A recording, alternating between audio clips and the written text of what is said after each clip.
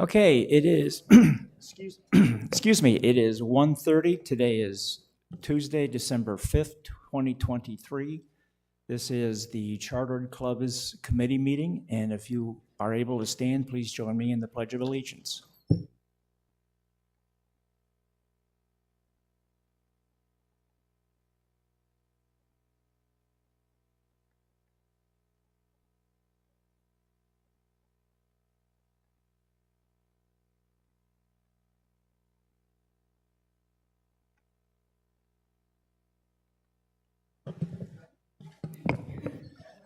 Okay, we have all committee members present, so we have a quorum. And I have a couple of items of business to take care of. The first one is to approve the meeting minutes from November 21st, 2023. Are there any changes or corrections? Okay, seeing none, they will be accepted as written. The second approval of minutes is a formality. We somehow overlooked getting those approved, so the meeting minutes of September 19th, 2023, are there any changes or corrections? Okay, they are accepted as written. Moving right along into new business, the business item is called Chartered Clubs Participation Rate Formula. As we've gone through the RR&P meetings, we've gotten several questions about what is the formula to calculate participation. We're not going to go over it today, but the formula is posted along with the agenda for today's meeting, so you can find it there, and we can discuss it on the 19th if that is of interest to the group. So the only other item, any questions on that before I move on? Okay, the only other item under new business is Paul has a proposal for 60-day lead time for RR&P changes. So Paul, I'm going to turn it over to you. Well, thank you, Jack. I assume the committee members have all had a chance to read it. And I think it's fairly straightforward and self-explanatory. I guess what I'd like to do is just go around the committee and just get your reaction or your first thoughts, or, you know, are you for it or against it, or any other comments you may have, if that's okay, Jack? Okay, yeah, everything goes through me, so Sure. Who would like to start? Nick, go ahead. Yeah, firstly, I am generally in favor of some formal acknowledgement from club presidents that they have seen and have had the opportunity to address any change in the RR&Ps going forward. I do have just some kind of issues with the proposal as is. I don't know if you want those stated too. Yes, I think, yeah. The Yeah. purpose here is to discuss Paul's proposal. At the end of that discussion, we do not need to move this to the governing board, so we can, it's within the committee here, so we can take a consensus vote on what we want to do after that discussion. Okay. Go ahead, Nick. Yeah, so on number 2, the given about the 48-hour opportunity with a 2-minute comment, I do note that currently we are going through a major revision of the RR&Ps, and we have obviously provided way more than 48 hours notice and so on for that discussion. But I do note there's nothing in the current process that insists that more than 48 hours should be given. So I do believe it's right and reasonable that a longer period than 48 hours should be given for club presidents and membership to provide input to any proposed changes. I think that input and that length of time would, under normal circumstances, be provided, but there's actually nothing in the processes and procedures that say it should be. So I think it's a good thing that a longer period of notice is provided. We can debate whether it should be 30 days, 60 days, 1 week, or whatever that period should be, but I think it's right that it should be longer. For number 3, where it says the changes that do not affect clubs and club officer responsibilities, need not be provided for advance review.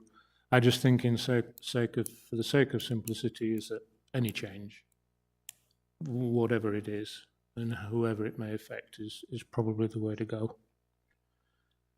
And finally, just way down at the bottom there, that the Charter Clubs Committee will review the responses and provide input to each club submitting a response. I just wonder what that process will be, what it would look like. Is that going to be something which is done publicly or privately? Because I believe that we're probably obliged to do it. If it's the committee that's responding, I would believe that we're obliged to do it publicly. And I just wonder if that is appropriate if we're doing a public response to an individual club president. So I just have just a few questions about how that process might work. And that's it. Okay, anybody else? I think 30 days is a long enough period of time, and I believe that it should be in this format, the discussions between clubs. If they have issues to bring forward, I think it would benefit everybody to hear that, and not just their liaisons for us to respond to. I think transparency and openness is important.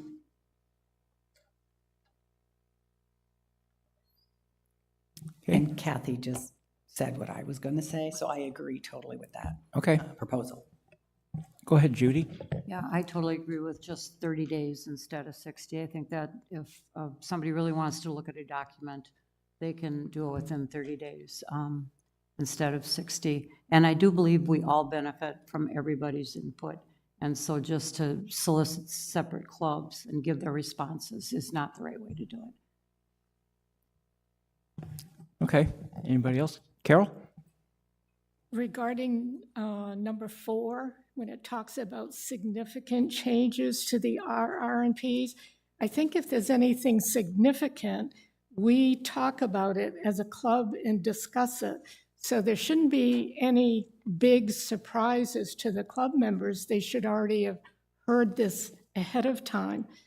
And regarding number 3, who is going to decide who gets notified for advanced knowledge of these changes and who is not? That could be a rather slippery slope as well. Okay. Next, Vicki? I would agree that 30 days would be more than enough time. And Carol does bring up a really good point. I think, like to assume that if there's going to be any kind of notification made, that it would go out to all the charter club presidents, and they can make a decision with the members of the board whether it actually affects them or it doesn't. I don't think it's our decision to make. Okay, who's Jamie? Do you have any comments? You're good? Okay, Connie? I do. First of all, on the timeline, I could agree with my colleagues on the 30 days. I do want to point out, and Paul, Jamie, and Maria, I know you didn't, you haven't gone through part of the process with us, but when I think about the timing of when we were writing these RR&Ps, and we were putting hours into it over the summer and having to do it the way we did it, and just the timing of our processes, the fact that it's not just how much time it takes us within the club to get something done, but then things before they can go on to the governing board sometimes have to go to other committees, and then we have to have things in a certain timeline before the governing board. If you put too much of a timeline in there, we get nothing done. I mean, we were actually making edits to these proposed RR&Ps sometimes within 36 hours of a meeting, or beyond the 48, excuse me, I said it backwards. But I mean, often we were trying to get the edits done in time to get them posted. And you have to allow time for that. I mean, it just really hampers us. The other thing under your proposed process, Paul, to what Vicki said, I don't want to be responsible for calling out the changes to my clubs that might affect them, and I'm going to give you a good example why. I have one club in particular that just a few weeks ago, I gave what I thought was very honest information. I don't think this is going to affect your club. That was my honest impression. I didn't have full knowledge of their operations.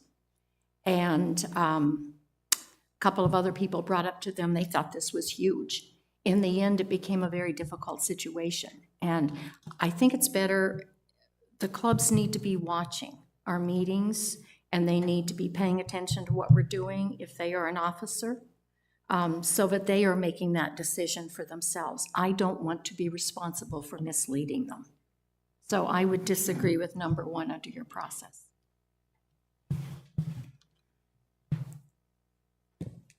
Any other, yeah, Judy? I forgot to mention on number 2 on the proposed process, I really think that that would lead to some cumbersome responsibility on our part to have to get back to each club individually, and I wish we could think of a different way of acknowledging them and letting them know we heard them and that we'll think about what they said.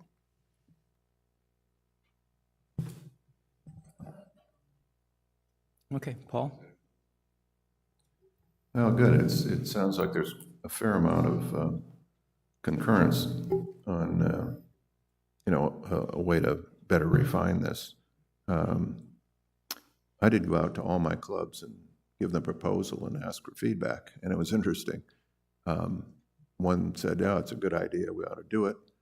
Another said, "There's no need." And another club president came back and gave me some good points. One was, when the club president signed the CR5, they're agreeing to abide by the RR&Ps. Well, if those change during the year, they're not agreeing to those. They're agreeing to what was there before. So that perhaps tells us something about timing is significant. The other thing was the commenter made the point, as several of you had, that we may not know what's really applicable to which club and what isn't. And my response was, I don't see a downside to sending all the changes out to everyone. There just isn't. They don't need to respond. And, we can say that when we send them out. This may or may not apply to your club, but it's your opportunity to comment. And I think the 30 days is fine. I mean, I got responses in 4 days from club presidents, and obviously it's best to allow them the opportunity to go out to their membership, but 30 days should probably be sufficient. And I agree that taking all those comments and putting them back out to everyone is worth the effort. There may be some consensus or advantage. We may get some consensus by doing that on specific points. And once that's done, we can consolidate and provide a response to everyone, what the committee has agreed or not agreed to do. This isn't a democracy. The committee basically gets to decide, and of course we would like that to be informed by all the chartered clubs that are affected. As I think I pointed out here somewhere, there's somewhere around 12,000 people that are affected by those RR&Ps. And it just makes sense to go through the process and make sure we are transparent and everyone's given an opportunity to comment. The other thought I had in listening to all this was, and from what I received from the comments I got, was maybe we ought to consider a time schedule that has the changes to the RRPs effective on January 1st. That would give us plenty of time during the year to make them. And it's been pointed out to me that normally we don't have the degree of change to the RR&Ps that we did this year. This is pretty unusual. But even if it's not, if there's not an emergent need to change the RR&Ps, then I wouldn't see a problem with using a schedule that had them put out to everyone and agreed to by, say, December of a year, and put out them as effective on January 1st. And that would solve the club officers being able to see what they were signing on to and not have it change during the year. So I guess at this point, I'd be glad to redo this and including the comments that I've just heard, and perhaps come back later date. Jack? Yeah, I am not against this. I have some concerns, though, about what we have here. 30 days is fine, but like Connie said, that's going to add time to what we do. So I'm concerned about that. And also your comment about having things done by January 1st, there is a policy that dictates when we do that. So we have to abide by that policy. I also think it can work against us if we're held to a specific time frame. So we need the flexibility, because remember, this is a governing document for the association. So we have to make sure that the association has the flexibility to use it. So we have to be careful what we prescribe and how we use it. So we have to keep in mind, who the owner of this document is. We just recommend changes, and then the governing board approves them. The other thing is, there was talk about sending the document out. I am dead set against that, because once you send it out, you lose control of it, and you no longer have a single source of the truth. So what I would like to see is that a single source of the truth has a repository called board docs. And that's where we keep the document that so we're all looking at the same version. And then when we talk about posting it and then taking feedback and consolidating it and then posting the feedback, I would like to see the process very detailed and spelled out, and like who's responsible for each step of the way. Who's responsible for gathering comments, consolidating them, posting them, who keeps them up to date, whose responsibility is that? So that all of that has to be defined. Every step of the way of this process has to have an owner and who the audience is. So I want it to be extremely detailed before we even consider going further on this. Well, does it sound appropriate that I would take another crack at Yeah, writing I think, oh, absolutely. come Yeah, back I think absolutely. Take another crack at it. Let's see the detailed process. Let's flesh it out and see where we go. Yeah, no, Yeah. that sounds good. Yeah. Connie? Paul, so when you recapped a minute ago, you still mentioned the possibility of us reaching out to our clubs when we have any changes or, anything going on with this. I'm still going to push back on that one, because we've all served as officers on boards. Boards of our different clubs. We have all taken on the responsibility throughout the year during our tenure of keeping up with changes. My presidents do that. A lot of them are out there. My clubs do that. They take it upon themselves to do that. That's part of serving. So I give that to them. And to build on Connie's point, I think it's fair as a club president to ask them to take ownership of being up to date on what's going on with the committee, so that they can report back to their board and to their clubs. So part of that responsibility diagram I'd like to see is club president or some club officer identified as being that owner. On the point of single point, I agree with that wholeheartedly. And what we can do, obviously, is put a notice out to the clubs when there are proposed changes, and that they should look at board docs and get the one document and provide comments on that particular document. And obviously, I agree also that we need to better define how we react to that and how that reaction is put back to the clubs. Yeah, you also need to think about commenting. Where do those comments go? Because board docs does not allow for open comments. So it's not, we're not going to put it on Facebook. We're not going to, so you have to think about what tool we're going to use. So any more discussion? Oh, Karen?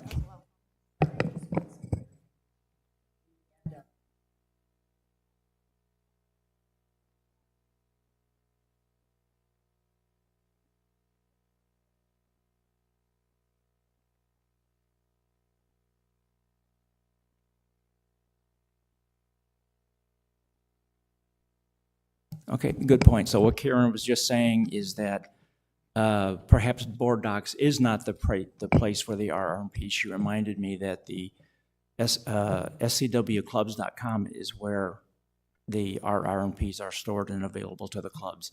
So again, there will be a central repository yet to be determined, but there will be a central repository. So yeah, Judy?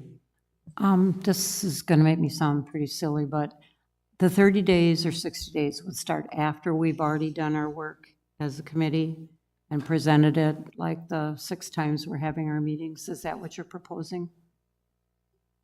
Well, the thought was that 30 days or whatever time period it is would start once the club presidents are all given notice. Here's the proposed change. And back to the point of where it would be, I think the document that Karen's referring to is the approved document, which is on the club website, and that's where it should be. But I was under the impression that any proposal or any document that was going to be talked about, for example, with this committee, would be on board docs. That's why I was suggesting that as a source in response to your comment. Yeah, and tied with a meeting agenda. That could be. Sure. So again, we'll have to work that out. Yeah. Again, that's part of the process. Okay, any other questions, comments? Any comments from the audience? Okay. Any questions from online? Deborah Sinelli, 123357.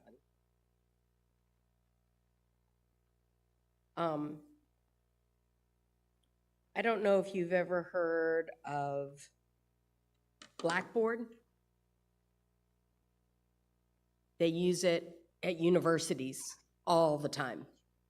And it is where things are posted and then students make comments to it, or they have discussions through it with other classmates and stuff like that. And they do it for grades all the time. But if you're looking for something to where you can get feedback from presidents or other board members, that would be a place where you could post it. It cannot be changed. It's secure, and it's called Blackboard. The 30 days, I agree, that seems to be long enough.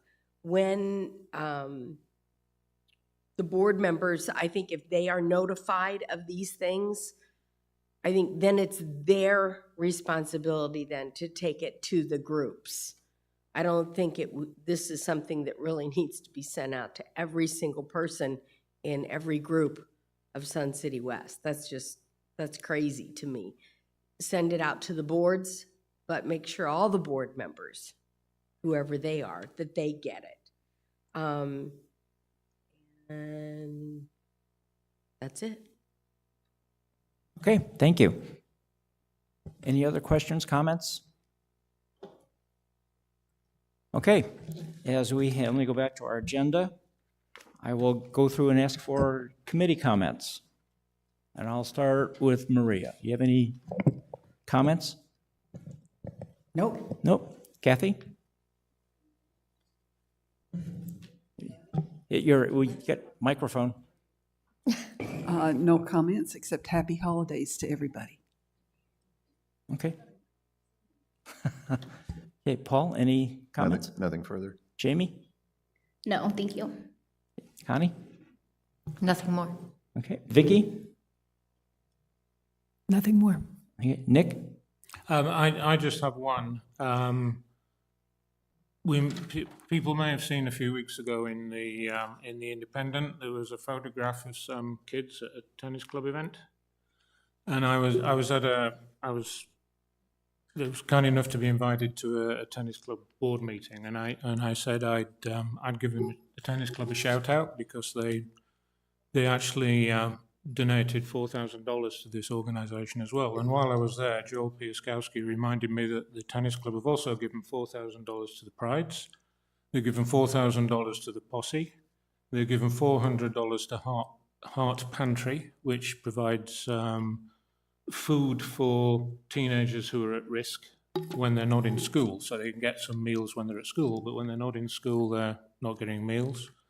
They gave $1,600 to Eve's Place, which has been providing back-to-school supplies for victims of abuse. And they gave $1,000 worth of grocery store gift cards to the Ronald McDonald House, which is a house where parents and families of children who are in long-term hospital care here in Phoenix can stay, so they don't have to pay hotel bills. And it provides them with groceries as well in the house where they're staying. And I just thought that tennis and other clubs are just not getting enough of a shout out for this work that they do. It's good work. They do it regularly, and I just thought everybody ought to know. That's great. Thank you, Nick. Let's hear it for the tennis club.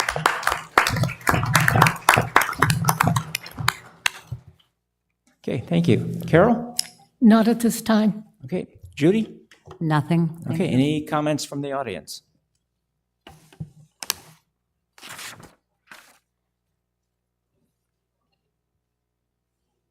Yes, Casey, I'm sorry. Oh, that's okay. I just want to say that we did the upgrade for EMS today and it was successful. So business as usual tomorrow. Okay, good. So scheduling is open starting tomorrow. Oh, and treasurer's meeting tomorrow, 10 a.m. here at the lecture hall. Treasure, okay, got it. Okay, your name and record number, please. Okay, my name is Hugh, last name is Martin, Martin, and my number is 122481. And I'd like to ask a question or two about procedures.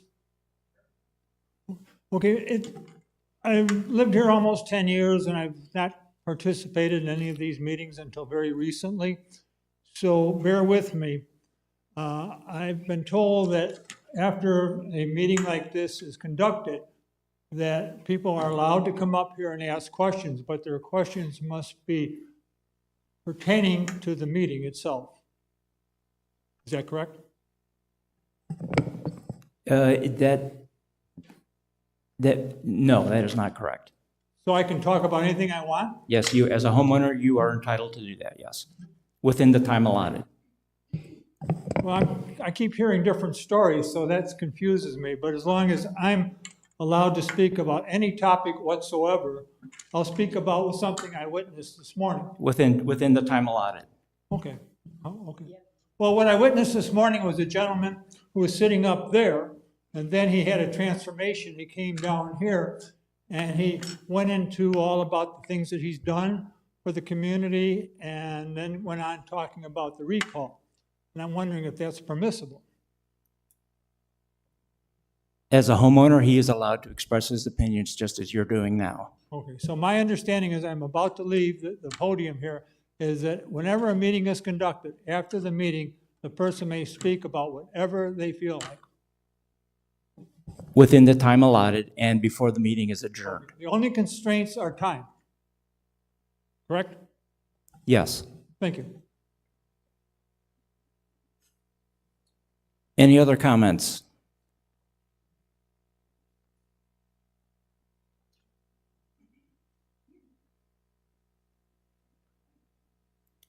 Hi, I'm Sue Sachs, rec number 133515.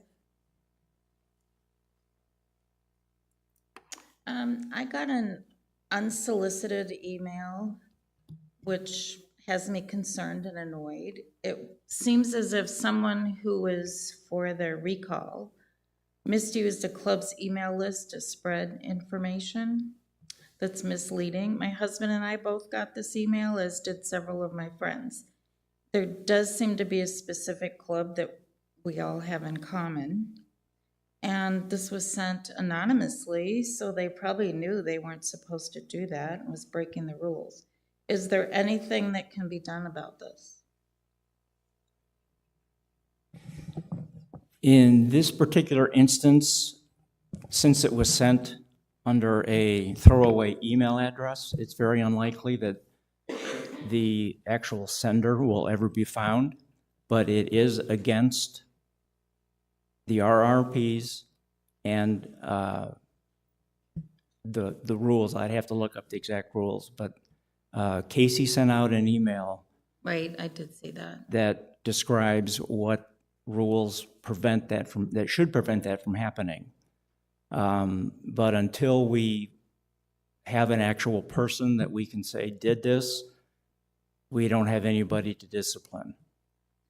Okay, it's just that I feel uncomfortable having my email out there when I thought it was strictly the property of any club I belong to. Well, and then that's, I agree with you. There are clubs that post their member names and addresses and contact information on websites.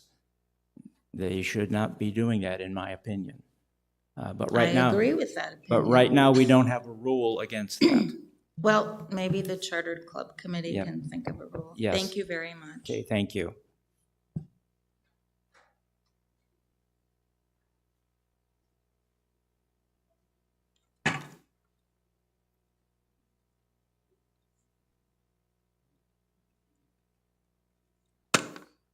Pam Keiss, 402-401, president of the Boomers, and I know that's the club you were speaking of. Boomers had absolutely nothing to do with that mailing. It came from somebody within our club.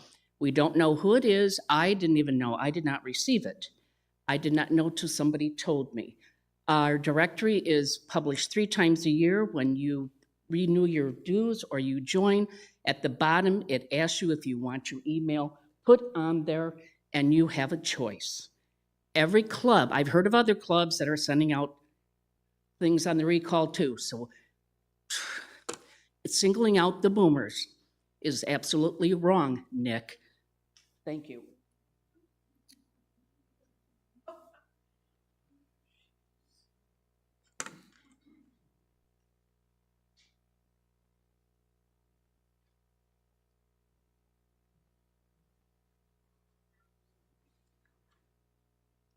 Jolene Piaskowski, 132268. I would like this in the minutes. I was at the BNF committee meeting this morning. The committee chairman spoke at the end of the BNF meeting that took place today to address the factual... Hold on, Jolene.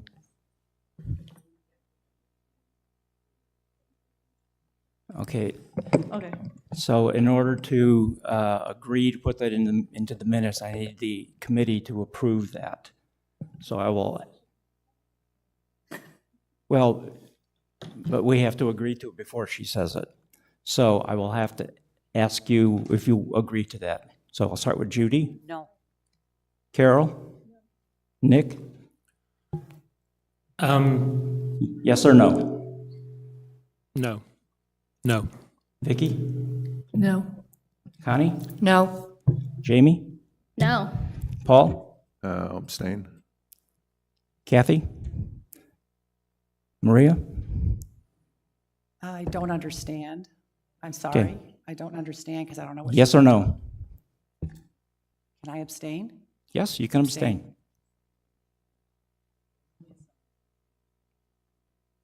Yeah. Yeah, so this is, we're just deciding on whether to enter it into the minutes. Jolene can still speak. So it's 7-2, no into the minutes. Okay, that's fine. Okay, so anyway, I was at the Budget and Financing Committee this morning at 9 o'clock, and Director Rhodes made some comments, and I'd like to address those. the factual allegations that were presented by the recall committee, which has not been given the opportunity to present the facts in any Sun City West publication or Sun City West websites. To say that their agenda is to stack the deck with their appointments is not only inaccurate, it is against the bylaws, which as a director, you should be familiar with that, Mr. Director Rhodes. Your job, Mr. Rhodes, is to know the bylaws. As treasurer, you are responsible of the governing board, responsible for overseeing all funds and securities of the association. Director Rhodes, you failed to oversee the association's financial operations as mandated by the association bylaws. Case in point, there was no mention to the community of the real losses that occurred under your watch, which are to date more than $675,000. No, these are actual losses, not unrealized losses. You didn't mention that the average Sun City West spends $5.7 million a year more than Sun City. Sun City supports almost 12,000 more residents, has more amenities, 4 more rec centers, 1 more golf center, and 1 more bowling alley than Sun City West. How can they manage this? Have you ever done a cost analysis? Have you compared these two similar cities? You say the recall committee has an agenda. You are correct. Our agenda is to control costs, reduce spending, and keep our dues within reason. You and the others being recalled may have the financial resources to pay for every increasing dues driven by uncontrolled spending. Time's up. Time is up. However, these Time are is up, fellows Jolene. residents that don't Jolene, have- time is up. Time is up. Thank you. Can I not have more time? Okay, well, Dick Rhodes this morning got more time. He requested time, Oh, I'm sorry. Should I have requested time? if you You want. spent 15 seconds in the very beginning discussing if you're going to put it into Do you, minutes. You discussed it, so let me just finish my comment, please. yes, if you want additional time, I have to get the committee's agreement to do that. Okay. Go Okay, for it. should we give Jolene additional time? Judy? Yes. Carol? No. Nick? Yes, and also if I hear, Just yes or no? yes, Nick, Vicky? No. Connie? Yes. Thank you. Yes. Yes. Yes. Yes, let's have, okay, that's what I thought. Yes. Okay. So you say, you say the recall committee has an agenda. You are correct. And our agenda is to control costs, reduce spending, and keep our dues within reason. You and the others being recalled may have the financial resources to pay for ever increasing dues driven by uncontrolled spending. However, there are fellow residents that don't have the luxury of your financial resources, and the continual due increases pose a real burden to some of our fellow residents. Thank you. Thank you, Jolene.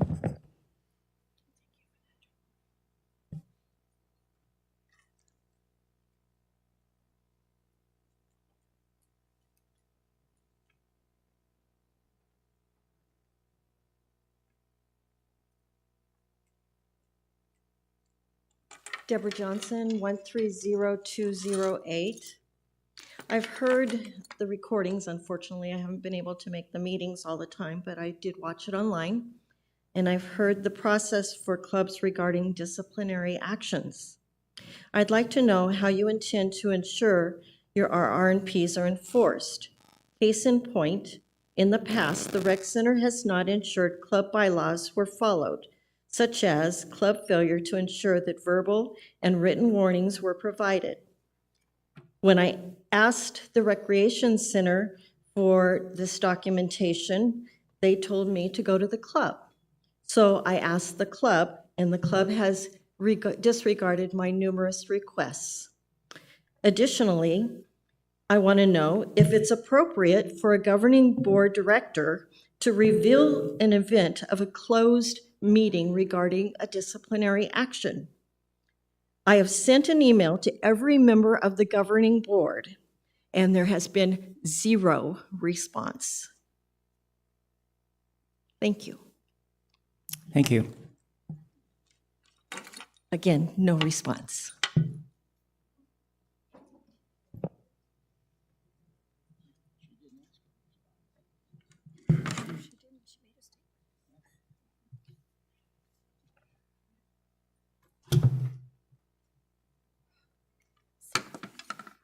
Lynn Kellis, 129120. Pretty surprised in some of the things I'm hearing today. I had the opportunity to go to 2 of the recall meetings. And at both meetings, I found that there were half-truths and things that really needed to be brought out and be honest about, and the complete stories told.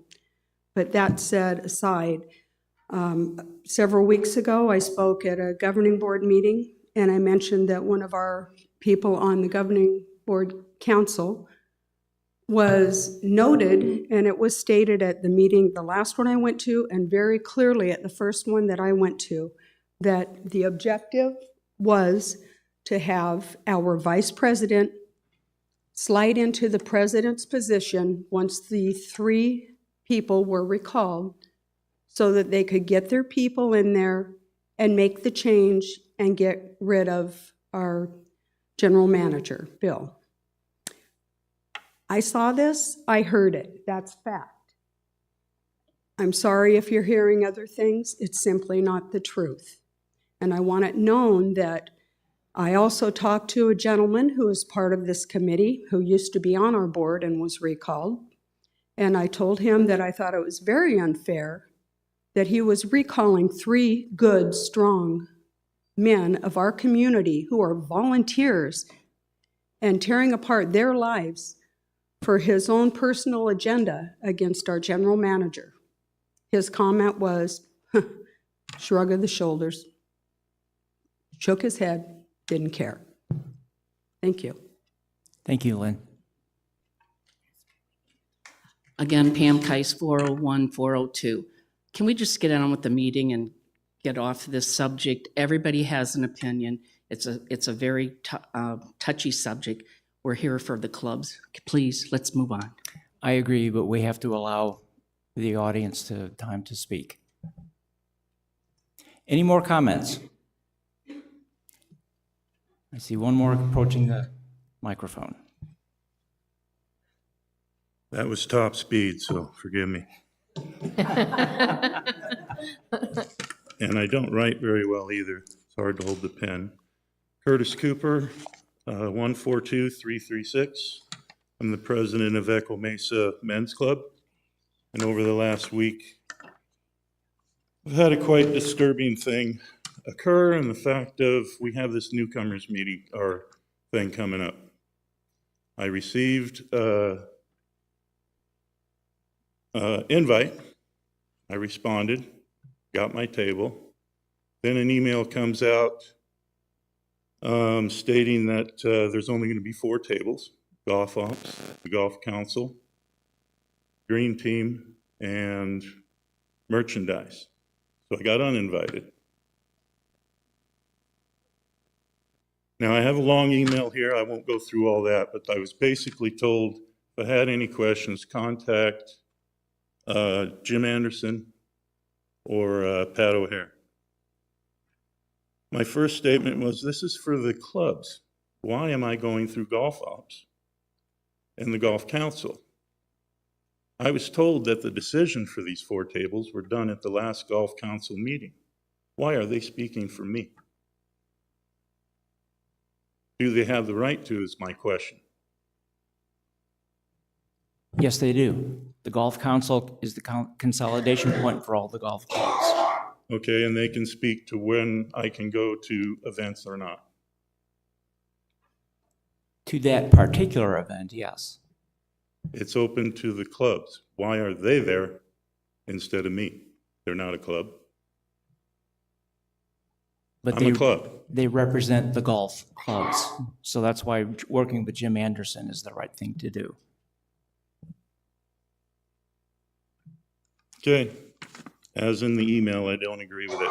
But they did come back and give us 10 tables today.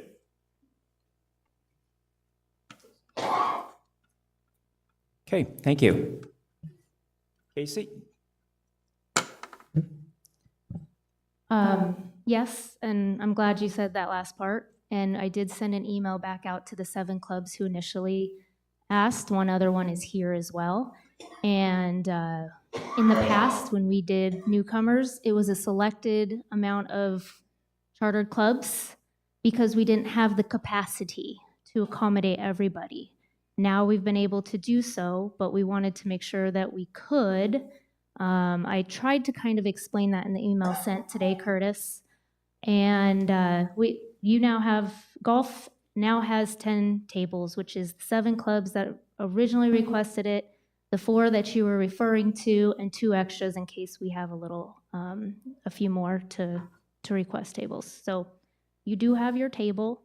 I hope for the future, it doesn't really come down to this, but it's been very hard. Some people here have been to the newcomers, and it gets very tight in there. So we're trying to just make it very easy and simple for our patrons or our homeowners to get through. And golf in itself is very, very big. So it's going to be big in that room. Okay, and I appreciate you doing the 10 tables, and I agree. I'm here today because of that process and how it went down. So, thank you for listening. Okay. Thank you.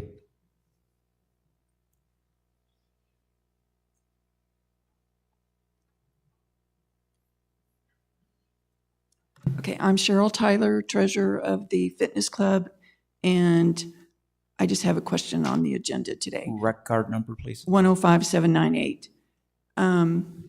On the participation, if I have comments or questions, who do I send them to? You can send them to Chartered Clubs Committee at suncitywest.com, or you can attend the RR&P meeting in 2 weeks at 1:30 in this room. Okay, and yes, I will be there at the meeting, that's no problem. But I think there's a few things that need to be thrown into the pot just to help, so thanks.